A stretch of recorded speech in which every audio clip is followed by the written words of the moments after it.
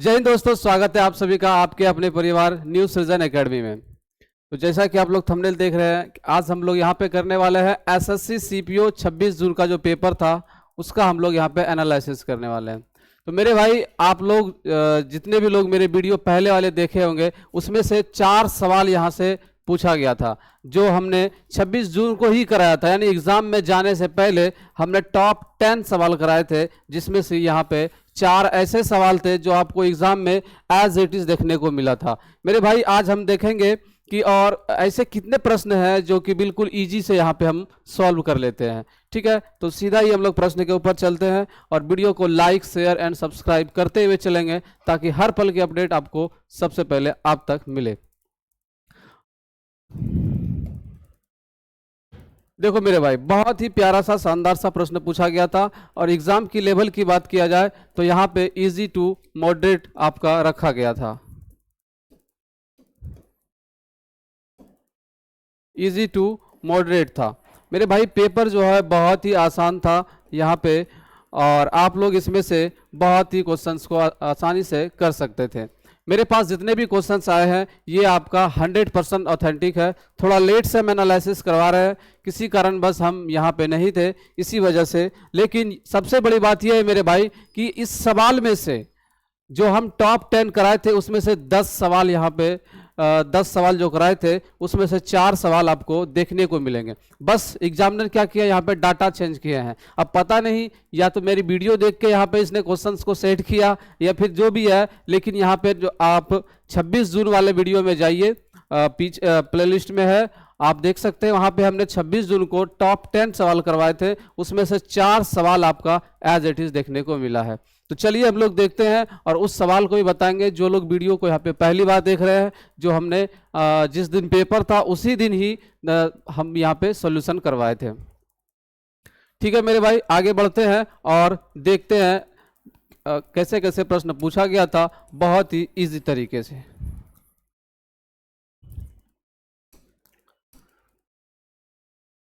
पहला प्रश्न क्या कहता है मेरे भाई यहाँ पे कि the successive discount of 10%, 20% and 20% is equivalent to a single discount of.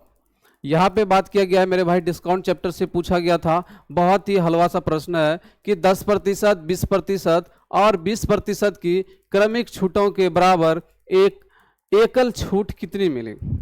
अब कोई वस्तु पे मेरे भाई यहाँ पे 3 प्रकार का डिस्काउंट दिया और यह कंटिन्यूअसली दिया, यानी सक्सेसिव दिया क्रमिक तौर पे। और कुछ मेरे ऐसे भाई हैं कि इसमें फॉर्मूले लगाए होंगे जो थोड़ा सा टाइम लगा होगा। मेरे भाई इसे लॉजिकली सॉल्व करते हैं, काफ़ी कम समय में यहाँ पे आप आंसर निकाल पाएंगे। देखिए, पहला जो डिस्काउंट है मेरे भाई यहाँ पे 10% है।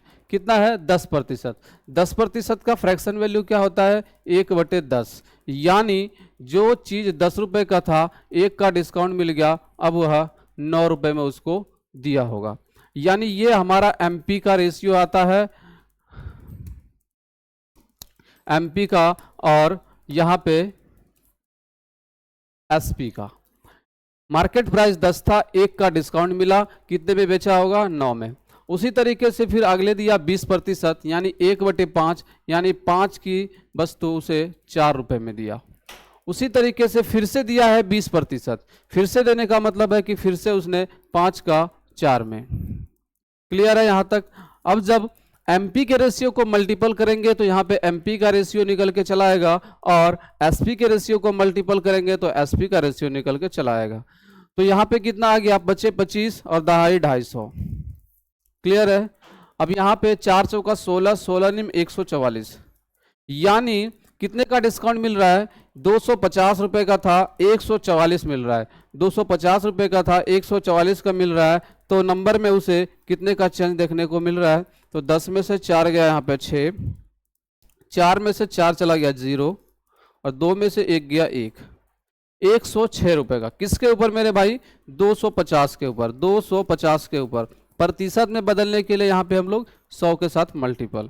0 से 0 कैंसिल हो जाएगा आपका। 5 से चला गया यह 5 बार में, और ये 5 से चला गया यह 2 बार में। यानी यहाँ पे कितना आ गया? 212 बटे में 5। 5 से डिवाइड देने का क्या तरीका है? ऊपर वाले को दोगुना कर दो और एक अंक के बाद दशमलव रख दो। ऊपर वाले को दोगुना करेंगे तो कितना हो जाएगा 424। 424 अब एक अंक के बाद दशमलव देंगे तो 42.4% उसे एकड़ डिस्काउंट मिलेगा। ऑप्शन नंबर ए हमारा यहाँ पे क्लियर हो जाएगा। बहुत ही आसान सा प्रश्न पूछा गया था मेरे भाई डिस्काउंट के चैप्टर से। एसएससी सीपीओ में लगभग आपका 50 प्रश्न रहता है, मुझे लगभग 20 प्रश्न यहाँ पे अभी मिल चुका है आप ही लोग के जरिए से, तो हम लोग यहाँ पे एनालिसिस कर रहे हैं। आगे बढ़ते हैं। प्रश्न नंबर दूसरा। प्रश्न नंबर दूसरा क्या कहता है? A sum of money becomes 2 times in 214 years at the rate of compound interest. ये जो चल रहा है कंपाउंड एनुअली चल रहा है, और in how many years will it becomes 8 times. प्रश्न कहता है कोई राशि चक्रवृद्धि ब्याज पर की दर से 4 वर्षों में दोगुनी हो जाती है। 4 वर्षों में दोगुनी हो जाती है, यह कितने वर्षों में 8 गुनी हो जाएगी? बहुत ही आसान है मेरे भाई। सबसे पहले क्या लिखते हैं हम लोग कि कितनी गुनी हुई है और कितने टाइम में। तो मेरे भाई आप कहेंगे कि यहाँ पे 2 गुनी हुआ है और समय लिया है 4 वर्ष। 2 गुनी हुआ है पैसा और टाइम कितना लिया है 4 वर्ष। अब कहता है मुझे कि इस पैसे को 8 गुना करना है, इस पैसे को 8 गुना करना है तो टाइम कितना निकल के आएगा? प्रश्न हमसे यही पूछा जा रहा है, इस पैसे को 2 गुना करना है तो टाइम मुझे कितना चाहिए?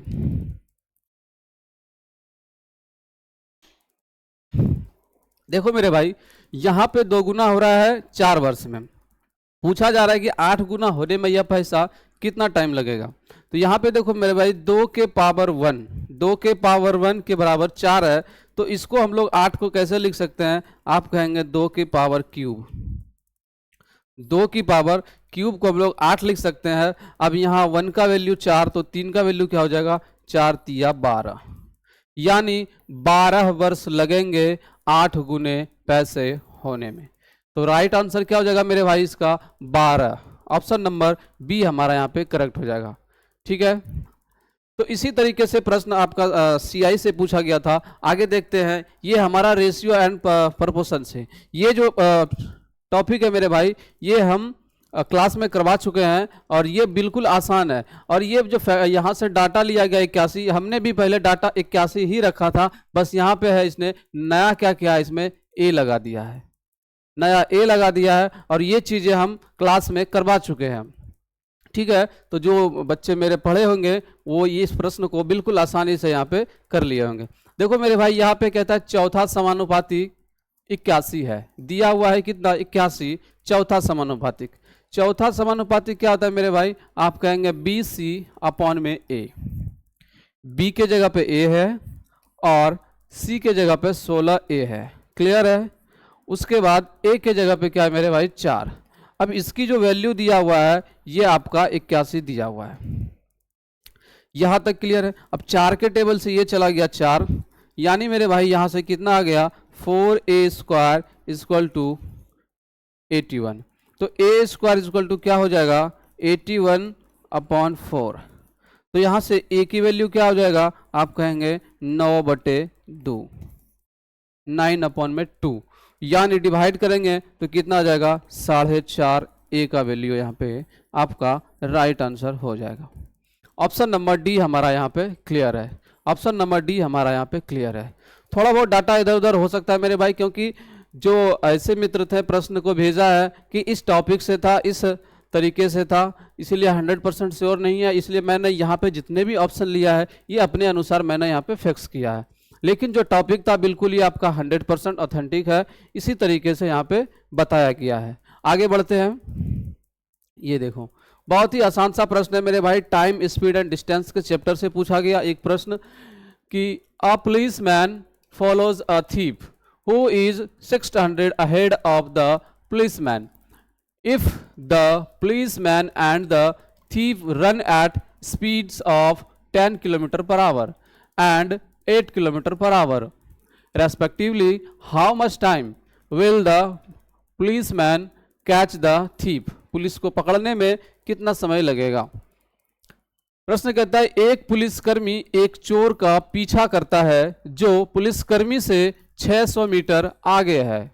यदि पुलिसकर्मी और चोर क्रमशः 10 किलोमीटर, अब ये 10 किलोमीटर पर आवर की स्पीड से कौन दौड़ रहा है, यहाँ पे आपका पुलिस, ठीक है, और चोर का जो है स्पीड है 8 किलोमीटर पर आवर है।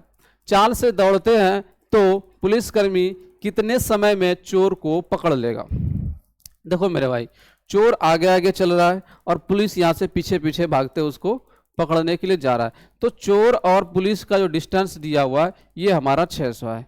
देखो हुआ क्या है, यहाँ पे हमने ले लिया पुलिस, ये पूरा है, ये पुलिस है यहाँ पे, और ये यहाँ पे चोर है।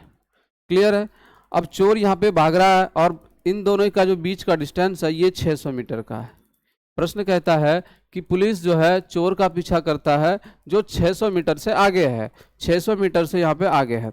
अब पुलिस का जो स्पीड है मेरे भाई ये यहाँ पे दिया है 10 kilometre per hour. 10 kilometre per hour से पुलिस भाग रहा है और चोर यहाँ पे 8 किलोमीटर पर आवर से कौन भाग रहा है, चोर भाग रहा है। तो पूछता है कि पुलिस चोर को कितने समय में पकड़ लेगा।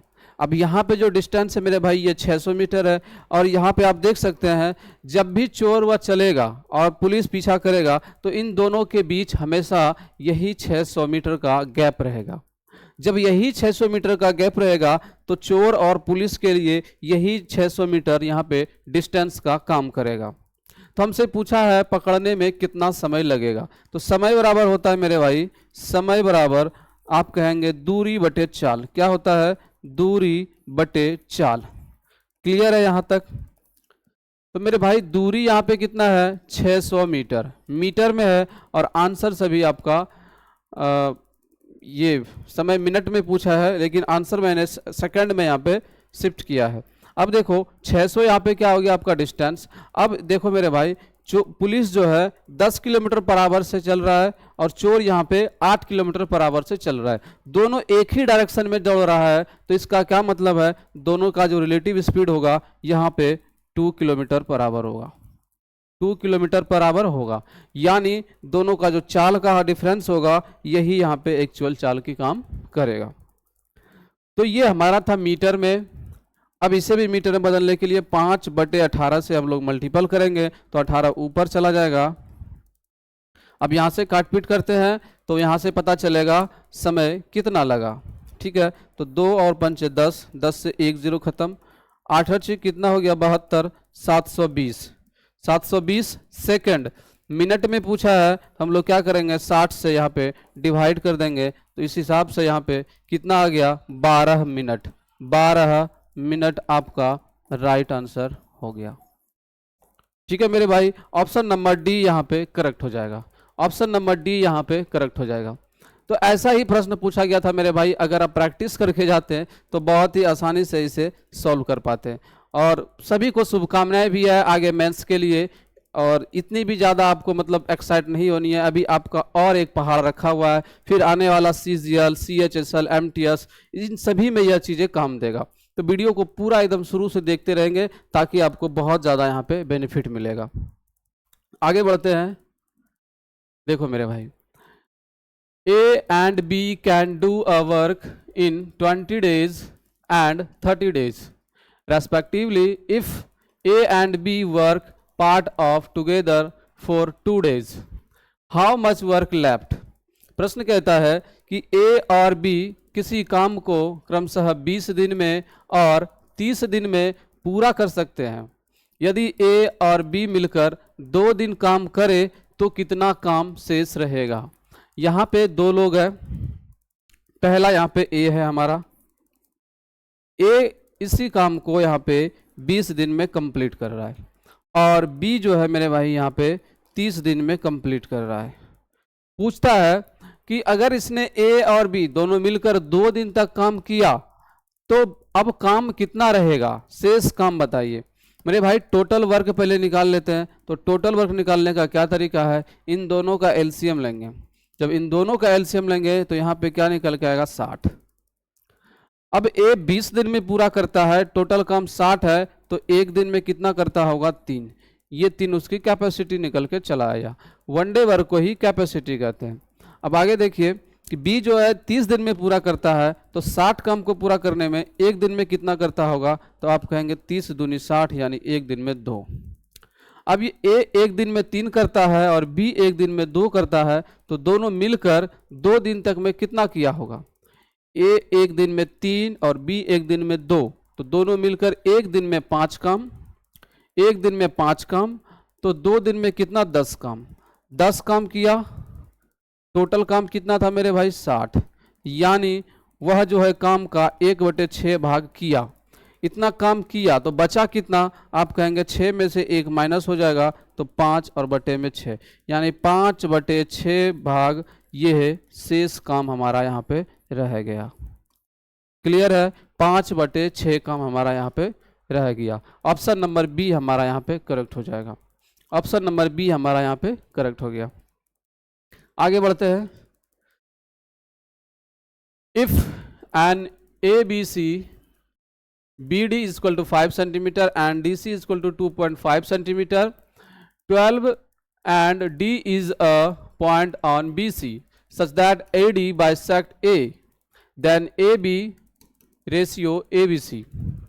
यदि त्रिभुज ABC में BD is equal to 5 centimetre और DC is equal to 2.5 centimetre और D जो है BC पर एक ऐसा बिंदु है कि AD कोण A का समद्विभाजित करता है, तो AB रेशियो BC क्या होगा। देखो मेरे भाई, ये एडवांस से पूछा गया था। यहाँ पे कहता है कि हमारा एक ट्रायंगल है, क्लियर है, हमने यहाँ दे दिया A, B और C, जिसमें से कहता है कि BD is equal to 5 centimetre, लेकिन D जो है BC पर एक ऐसा बिंदु है, D जो है BC पर एक ऐसा बिंदु है जो कोण A को समद्विभाजित करता है। समद्विभाजित करने का मतलब है दोनों को बराबर बराबर भागों में बांटता है, यानी ये हमारा यहाँ पे D है और इस वाले एंगल जो है यहाँ पे दोनों को इक्वल में डिवाइड करता है। तो मेरे भाई जब D जो है कोण A को समद्विभाजित करेगा, यानी इस भुजा का जो रेशियो होगा और इस भुजा का जो रेशियो होगा इन दोनों के बराबर होता है, इन दोनों के बराबर होता है, ये कंसेप्ट है। तो यहाँ पे BD कितना है 5, BD है यहाँ पे 5 और DC यहाँ पे कितना है मेरे भाई 2.5, DC यहाँ पे 2.5। अब हमसे पूछा गया AB और BC का रेशियो, क्या पूछा गया, AB इज टू BC। मेरे भाई अगर इन दोनों की रेशियो में बात किया जाए, इन दोनों के अगर रेशियो से बात किया जाए तो आप कहेंगे 2:1 यहाँ पे 1 का रेशियो है, 2:1 का रेशियो है, तो यही रेशियो किसके बराबर होता है, AB और AC का, यानी AB का जो रेशियो रहा होगा 2 और AC का जो रेशियो रहा होगा 1। अब हमसे पूछा गया AB, तो AB की वैल्यू 2 और BC पूछा गया तो 2 और 1 3, यानी 2:3 हमारा यहाँ पे राइट हो जाएगा। ऑप्शन नंबर सी हमारा यहाँ पे करेक्ट हो जाएगा। ऑप्शन नंबर सी हमारा यहाँ पे करेक्ट हो जाएगा। आगे बढ़ते हैं। ये हमारा त्रिकोणमिति से पूछा गया था, बहुत ही शानदार सा प्रश्न है।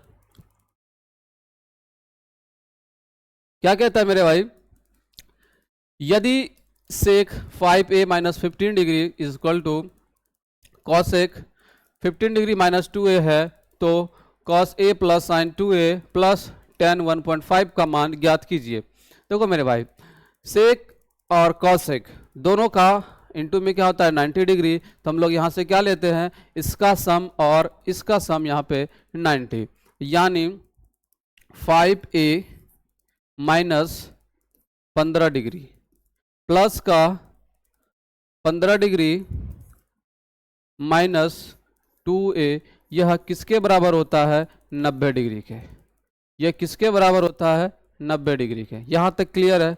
अब देखो मेरे भाई, यहाँ से माइनस का 15 डिग्री और प्लस का 15 डिग्री खत्म, 5a में से 2a माइनस हो गया तो बचा कितना 3a, यह हमारा 90 डिग्री के बराबर है। तो यहाँ से a की वैल्यू कितना आ गया, a की वैल्यू यहाँ से 30 डिग्री निकल के आ गया। अब प्रश्न पूछता है हमसे कि cos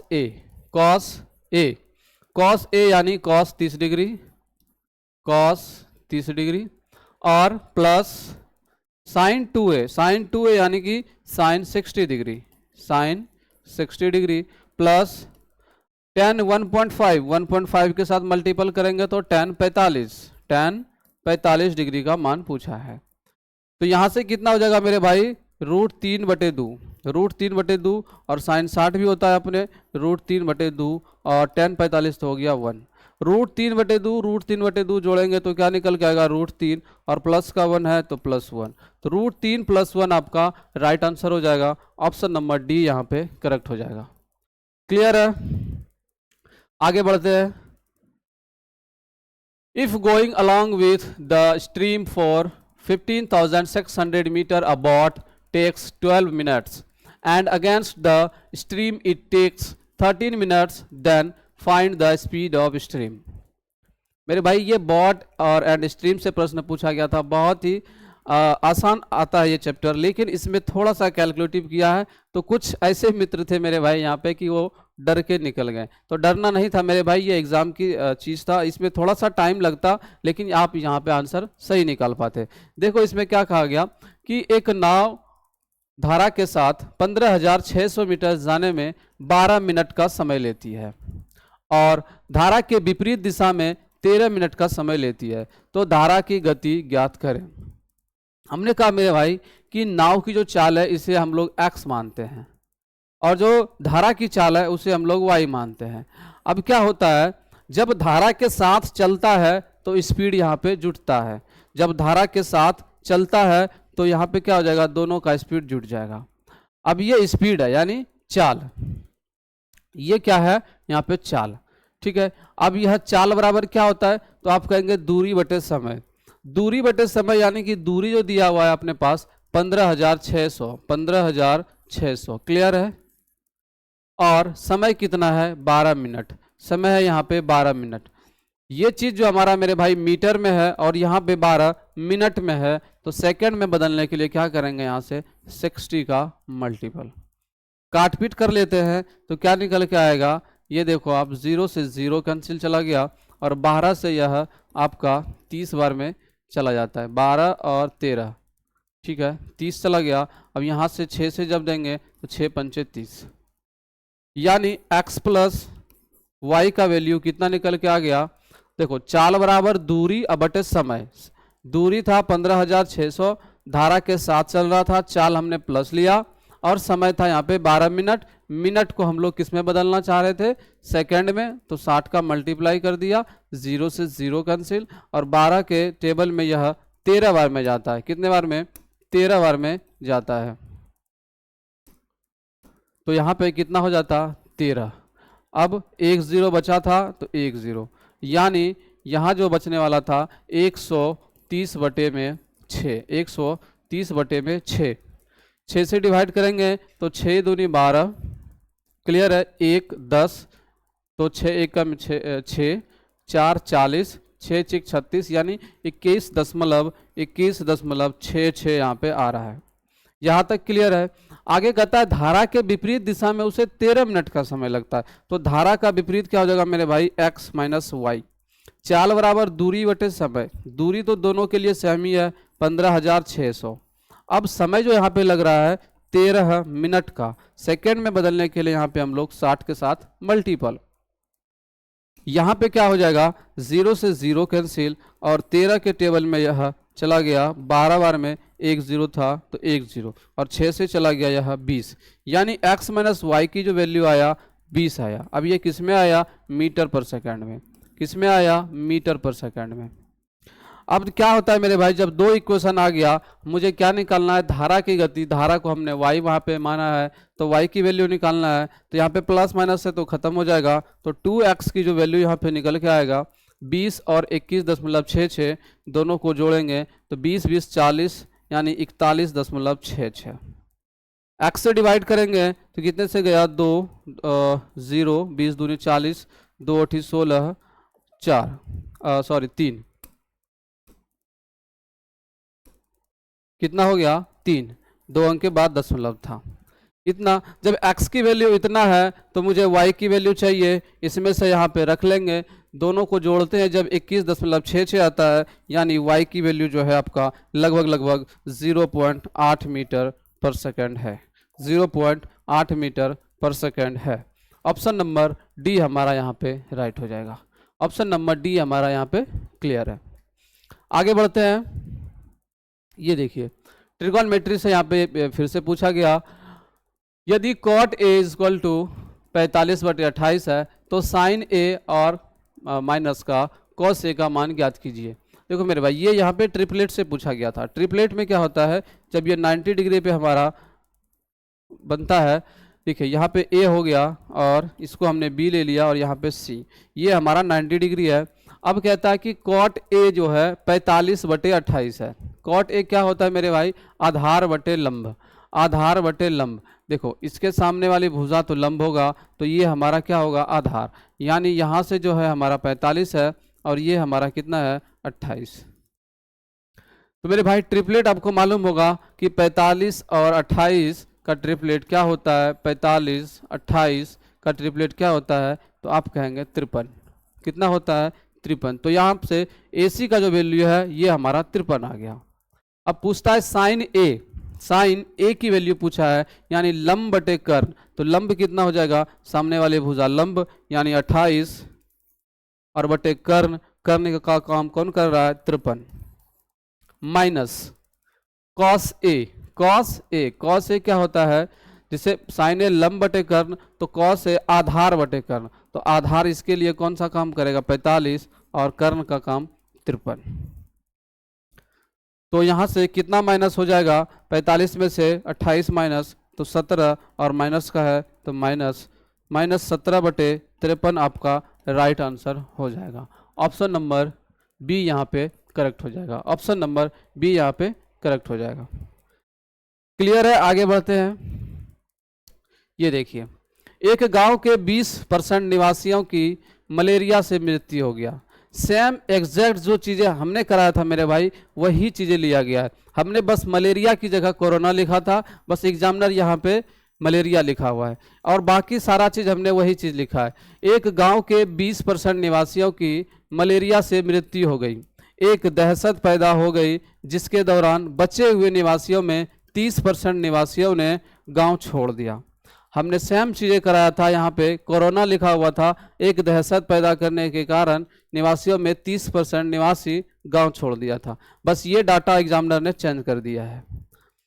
तब गांव की जनसंख्या 12,000 हो गई। प्रारंभ में निवासियों की संख्या क्या थी। तो जिन लोगों ने 26 जून को यहाँ पे देखा होगा मेरे भाई, जो पहले कराया था, उसने बहुत ही आसानी से यह प्रश्न कर लिया होगा। तो मेरे भाई एक गांव में 20% निवासियों की मलेरिया से मृत्यु हो गई। 20% कहने का मतलब 1/5। अब 5 लोगों में से 1 लोगों का मृत्यु हो गया तो बचा कितना, 5 लोग में से 1 लोग का मृत्यु हो गया तो बचा 4। यानी यह जो है प्रारंभ में है, प्रारंभ में है और यह हमारा बाद में है। क्लियर है। फिर क्या हुआ, एक दहशत पैदा हो गया जिसके दौरान बचे हुए जो निवासी था उसमें से 30% निवासी ने गांव छोड़ दिया। अब 30% का क्या मतलब होता है, 30% मतलब होता है 3/10। यानी 10 में से 3 लोग ने गांव छोड़ दिया तो बचा वहां पे कितना, 7। क्लियर है।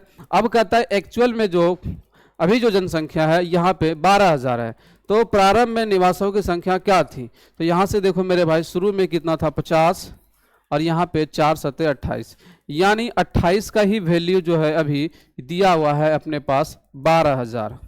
कितना, 12,000। तो एक का वैल्यू निकालेंगे, लेकिन पूछा है निवासियों प्रारंभ में कितना है, यानी 50 की वैल्यू हमसे पूछा है। तो 50 बराबर क्या हो जाएगा, 12,000 बटे में 28 और इंटू में 50। यहाँ तक क्लियर है। अब ये देखो मेरे भाई 4 से चला गया, यह 7 बार में 4 से चला गया 7 और 4 से चला गया 30। 2 0 था, 2 0 और हमने लगा दिया, यानी 30 पंचे 15, 3 पचे 15, 3 0 और 1 0, 4 0, 15 पे 4 0 लगाएंगे और बटे में 7। इसका आंसर जो है लगभग में है, उत्तर पूर्ण संख्या तक ज्ञात कीजिए। देखो मेरे भाई 7 दूनी 14, 7 दूनी 14, 1 यानी 10, 7 एका में 7, 21 से स्टार्ट होने वाला 3 ऑप्शन है। तो बचा कितना, 30, 30 तो 7 चौका 28, 214। ऑप्शन नंबर बी से स्टार्ट हो रहा है, आगे बढ़ने की कोई ज़रूरत नहीं है, हमारा आंसर यहीं पे निकल के आ गया 21, 42 और 8। ऑप्शन नंबर बी हमारा यहाँ पे करेक्ट हो जाएगा। तो मेरे भाई सिर्फ डाटा चेंज किया था और सेम चीज़ें हमने यहाँ पे बताया हुआ था। आगे बढ़ते हैं, और भी प्रश्न था जो यहाँ पे पूछा गया था। जोसेफ ने 15 साल और 16 साल की अपनी दो बेटियां के नाम एक बैंक में 52,500 रुपये जमा किए ताकि 18 साल की उम्र में उन्हें बराबर रकम मिल जाए। यदि बैंक वार्षिक 10% चक्रवृद्धि ब्याज देता है तो जोसेफ ने अपनी छोटी बेटी के नाम पर कितनी राशि जमा की थी। मेरे भाई ये प्रश्न कंपाउंड इंटरेस्ट से पूछा गया है। कहता है कि जोसेफ के पास जो बेटियां हैं, एक 15 साल दूसरी 16 साल, यहाँ पे उसने 18 साल उम्र में एक लिमिट कर दिया कि दोनों का जब 18 साल हो जाएगा तो जो है कि यहाँ पे दोनों का कंपाउंड इंटरेस्ट जो है ये बराबर हो जाएगा। बराबर होने का मतलब है मेरे भाई, जो छोटी बेटी है उसके लिए टाइम कितना है 3 साल, और जो बड़ी बेटी है उसके लिए टाइम यहाँ पे 18 साल। यानी इसके लिए कम पैसा लगाया होगा जो बड़ी बेटी है, और छोटी बेटी के लिए ज़्यादा पैसा लगाया होगा, यहाँ पे ज़्यादा समय भी है। तो देखो मेरे भाई, रेट जो है यहाँ पे 10% था। कितना था? 10%। अब 10% का मतलब होता है 1/10, यानी 10 रुपये लगाया, और जब लगाया है तो पैसा बढ़ेगा। बढ़ेगा कितना? 1, यानी इसका जो बात होगा 11/10 से। अब क्या करते हैं हम लोग, इन दोनों बेटियों के अंदर एज का गैप देखते हैं। एज का गैप देखते हैं, जो भी एज का गैप होगा उसके पावर कर लेते हैं, उसका पावर कर लेते हैं। तो यहाँ पे देखो मेरे भाई, यहाँ पे एक ही का गैप है तो पावर 1 हो जाएगा। यानी 10 रुपये लगाया था 11, अब जो 10 रुपये है ये यहाँ पे छोटी बेटी का काम करेगा, ठीक है, यंगर, और ये एल्डर। छोटी बेटी के लिए 10 रुपये और बड़ी बेटी के लिए जो है ये अभी आपका 11 है, लेकिन यहाँ पे कितना हो जाएगा? 21, ठीक है, और ये हमारा छोटी बेटी के लिए काम करेगा, ठीक है। यहाँ पे जो पैसा दिया हुआ है, क्या दिया हुआ है? उन्हें 18 साल की उम्र में उन्हें बराबर रकम मिल जाए यदि बैंक का वार्षिक कितना 10% वार्षिक ब्याज देता है जोसेफ ने अपनी छोटी बेटी के नाम। तो 12,500 है, यह कितने? दोनों बेटियों के लिए रकम था। यानी 10 और 11, 21 का वैल्यू हमसे दिया गया था। 21 का वैल्यू यहाँ पे दिया गया था 52,500, 52,500। अब छोटी बेटी का रेशियो पूछा है, तो छोटी बेटी के लिए 10 है, तो 10 की वैल्यू क्या हो जाएगा? 52,500 बटे 21 और इंटू में 10। क्लियर है यहाँ तक? अब 21 से देखो मेरे भाई, यह 25 बार में चला गया। कितने बार में? 25 बार में चला गया। तो 25 पे कितना हो जाएगा? 3 0, यानी 25,000 छोटी बेटी के नाम पे रखा गया था। ऑप्शन नंबर डी हमारा यहाँ पे क्लियर हो जाएगा। ऑप्शन नंबर डी हमारा यहाँ पे करेक्ट हो जाएगा। आगे बढ़ते हैं। ये भी देखो, ये भी प्रश्न मेरे भाई हमने करवाया हुआ था, परसेंटेज का ही टॉपिक था, पर उसमें हमने 10 ऐसे सवाल रखे थे। कुछ प्रॉफिट एंड लॉस से थे, कुछ रेशियो से रिलेटेड थे, कुछ डिस्काउंट से था। तो ये सब चीज़ें मैंने पिछले वाले वीडियो में कराया हुआ था। अब यहाँ पे कहता है कि 99,300 रुपये की राशि ऋण के रूप में ली गई थी। जो व्यक्ति था उसने जो उधारी लिया 99,300, इसका भुगतान 3 समान वार्षिक किस्तों में, कितने में? 3 समान वार्षिक किस्तों में किया जाना है। यदि ब्याज की दर वार्षिक रूप से है, 10% चक्रवृद्धि ब्याज है, तो प्रत्येक किस्त कितना है? पहला इंस्टॉलमेंट, यानी कि हर इंस्टॉलमेंट कितना है? देखो मेरे भाई, अ sum of 19,300 was taken as a loan 24, अच्छा उसने मंथ्स लिखा होगा, is to be paid in 3 equal annual installments if the rate of interest is 10% compounded annually, then the value of each installment is, प्रत्येक का instalment कितना है? ठीक है। अब देखो मेरे भाई, पैसा उसने कितना लिया था? 99,300। रेट जो चल रहा है यहाँ हमारा 10%, 10% यानी 1/10, यानी पहला साल जो था 10 था, फिर उसका 11 हो गया, ठीक है। अभी रेशियो से कर रहे हैं। दूसरे वर्ष क्या होता है, जो पैसा था उसका स्क्वायर हो जाता है, तो यहाँ पे 2 गुना हो जाता है, यानी 100, और यहाँ से 121, ये दूसरे वर्ष का। और तीसरे वर्ष फिर उस पैसे का 3 गुना, यानी यहाँ पे क्यूब किया जाए तो 1000 और 11 का क्यूब करेंगे 1331। अब 1331 यहाँ पे फाइनल आ गया और यहाँ पे 1000 भी फाइनल आ गया। अब देखो मेरे भाई 1331 को हम लोग तीनों डाटा में बराबर करेंगे, तो तीनों डाटा में बराबर करने का मतलब है कि इसमें आपको 11 से गुना करना पड़ेगा। जब इसमें 11 से गुना करेंगे तो मुझे इधर भी 11 से गुना करना पड़ेगा। अब ऊपर वाले में मुझे 121 से गुना करना पड़ेगा, तो यहाँ भी मुझे 121 से गुना करना पड़ेगा। क्लियर है? तो यहाँ से गुना करेंगे तो कितना हो जाएगा, पहला हो जाएगा 121 पे 1 0, और यहाँ से आज आपका आ जाएगा 1100, और ये तो 1000 है ही।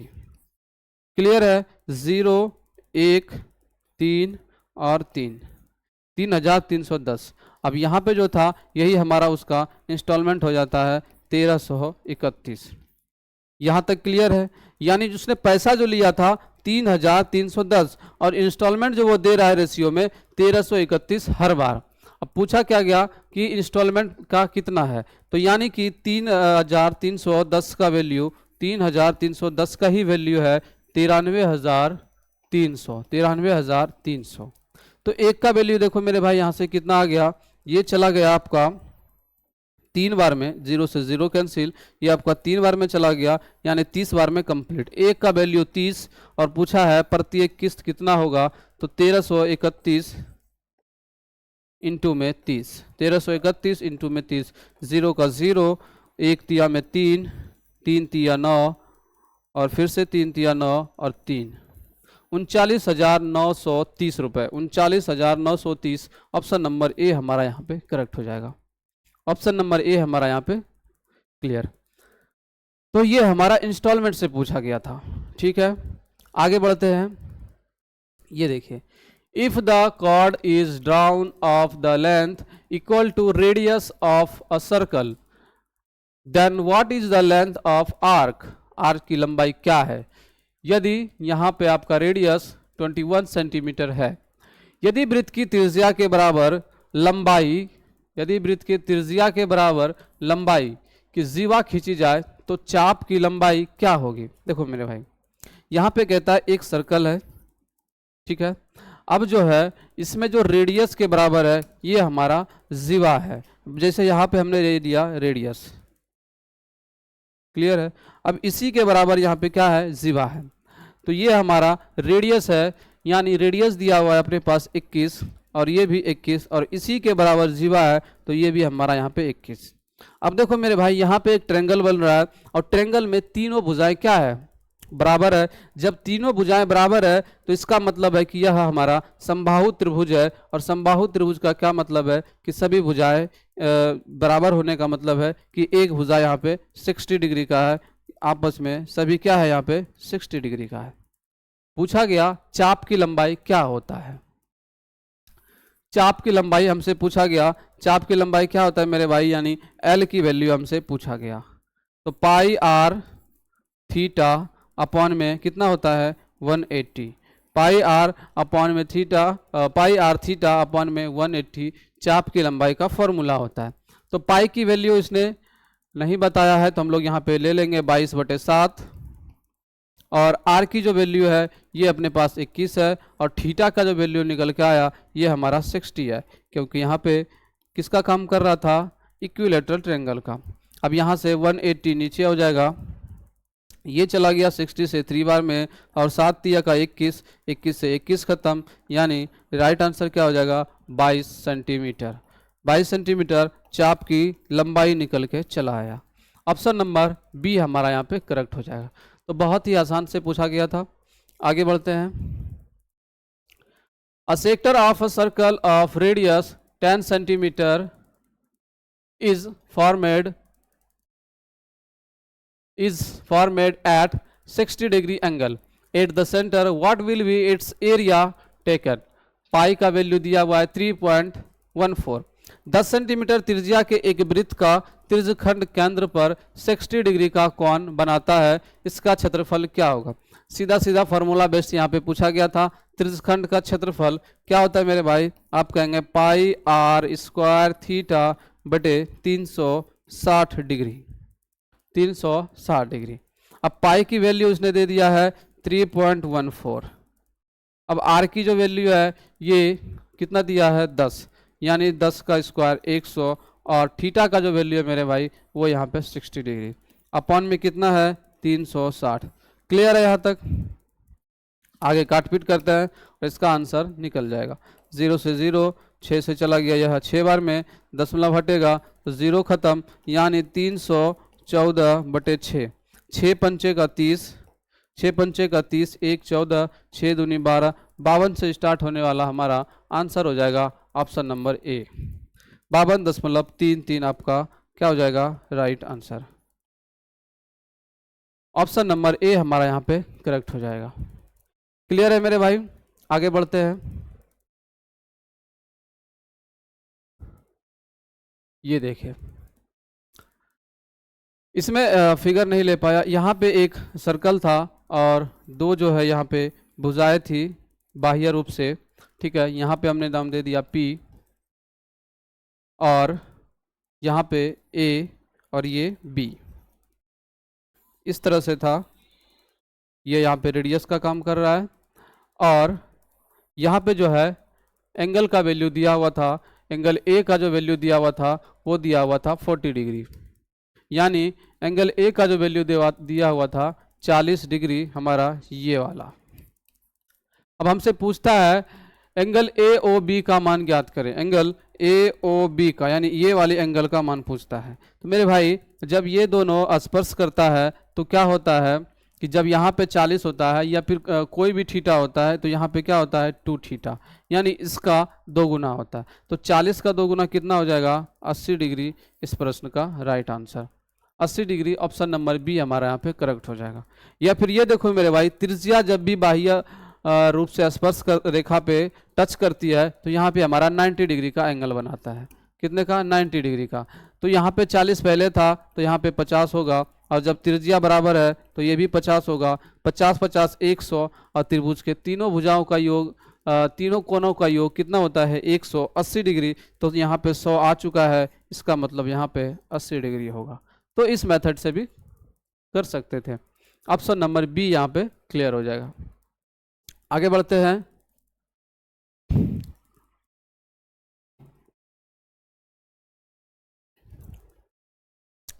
कहता है Aditya sells wrist watches from his personal collection for 9,000 each. On the first watch he gains 10% and then overall gain percentage, यानी कि पूरा प्रतिशत, फाइनल में कितना मिलता है लाभ उसे 18%। Find the profit percentage earned on second watch. Earn on second मतलब कि जो दूसरी बार उसने दिया। आदित्य अपने निजी संग्रह से 9,000 रुपये प्रति कलाई घड़ियाँ बेचता है, यानी कि जो उसकी कलाई घड़ियाँ है उसे दो है, उसमें से क्या करता है उसने 9,000 रुपये में बेचता है। पहली घड़ी उसे 10% का लाभ देता है, और कुल लाभ जो यहाँ पे 18% का होता है। तो हमसे पूछता है कि दूसरी घड़ी पे अर्जित लाभ, दूसरी घड़ी पे उसने कितना लाभ लिया, जो कि दोनों को मिलाकर फाइनल यहाँ पे 18% का लाभ मिला। मेरे भाई क्या हुआ कि 9,000 रुपये में प्रति घड़ियाँ की कलाई बेचा है, यानी कि दोनों घड़ियाँ को 9,000 में बेचा है। इसका क्या सेंस है कि यहाँ पे दोनों का जो विक्रय मूल्य है समान है, दोनों का जो विक्रय मूल्य है यहाँ पे समान है, बराबर है। तो पहली घड़ी को उसने 10% के लाभ पे बेचा है, 10% फ्रैक्शन में, यानी पहले 10 था, अब 1 का लाभ लिया तो कितने में बेचा है 11 में। ये हमारा सीपी का रेशियो है और ये हमारा एसपी का रेशियो है। 10% का लाभ लिया यानी 10 की घड़ी 11 में बेचा, लेकिन उसने कहा कि फाइनल जो है मुझे 18% का लाभ मिला। कितने का 18 का, 18 था या कुछ और 32 था शायद। यहाँ पे जो है मेरे भाई 32% था, 32% था। तो 32% का यानी फाइनल उसे लाभ मिला था 32% का।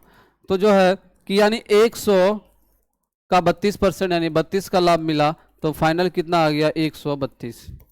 अब मेरे भाई यहाँ पे ऐसी कौन सी वैल्यू रखेंगे जो 132 आ जाए, और यहाँ पे कौन सी ऐसी वैल्यू रखेंगे 100 आ जाए, लेकिन दोनों का एसपी यानी सेलिंग प्राइस जो है समान होना चाहिए।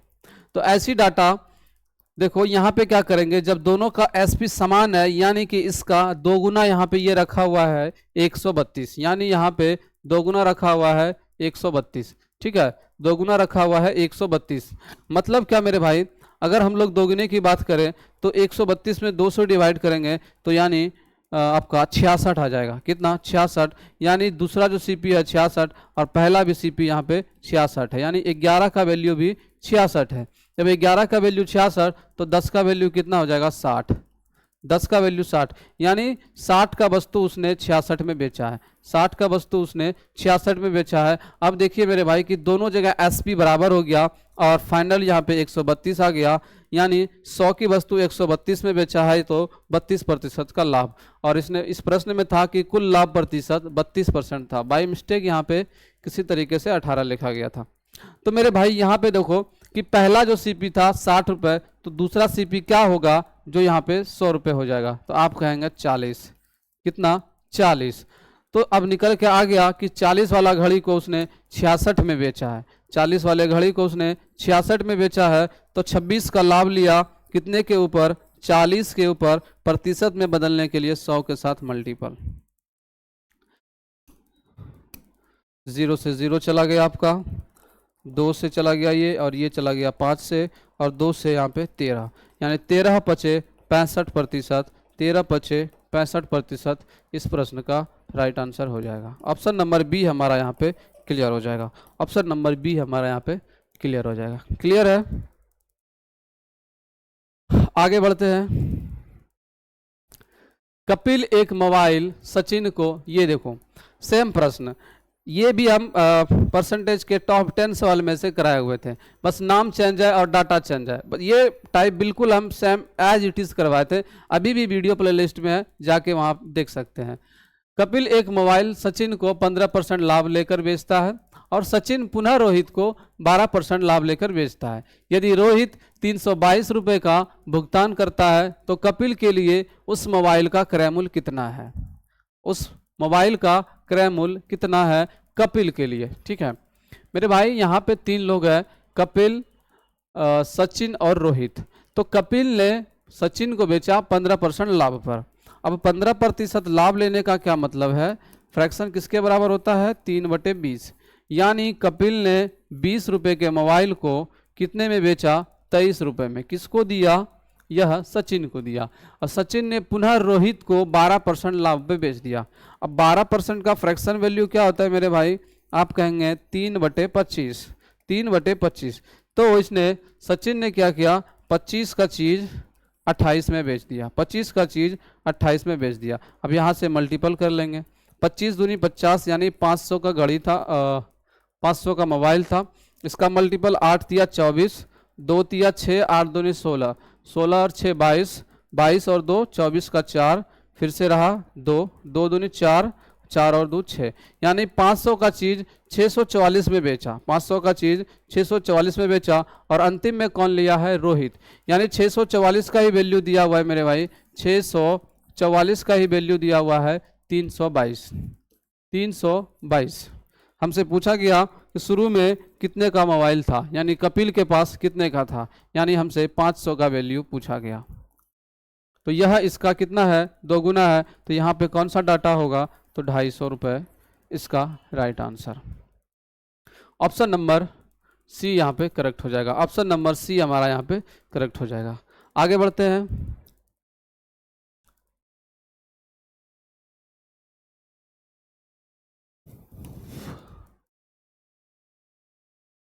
तो आज के लिए मेरे भाई इतना ही प्रश्न था।